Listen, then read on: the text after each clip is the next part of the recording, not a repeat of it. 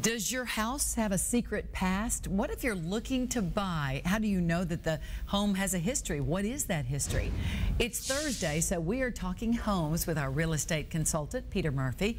Peter, thank you so much for joining us today. You're welcome. Well, if you're looking to buy, how do you know a home has a secret past? Well, primarily because it's been around for years in a lot of cases, 100 years or more in some parts of town, and that gives it lots of time to develop big problems that aren't readily observable. And that's because things like owners have nasty habits of covering up problems with caulk and paint and not truly fixing problems as they arise, or because over time the geography literally changes and drainage patterns change, or area development occurs which can have a drastic impact on your home or your lot, or because sometimes some prior owner was involved in some kind of activity that chemically or environmentally corrupts your property and requires wholesale repair. Lots of reasons. So are sellers required to disclose the problems ahead of time, or do you have to ask the question? Yes, they are required. If the seller knows of any facts that materially affect the value of a property, and materially affect is significant, and if these facts are not readily observable or are not already known by a buyer, then the seller is under a duty to disclose them to the buyer. What about things like the fact that the home was once a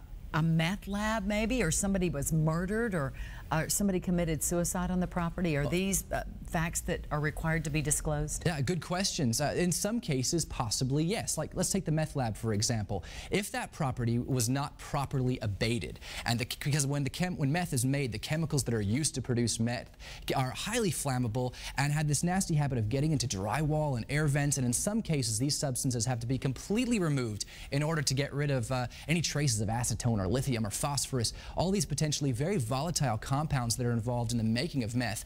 Then, if the seller is trying to sell this property without having abated for these substances, then yes, absolutely they would be required to disclose, because then that home needs to be overhauled before it's habitable.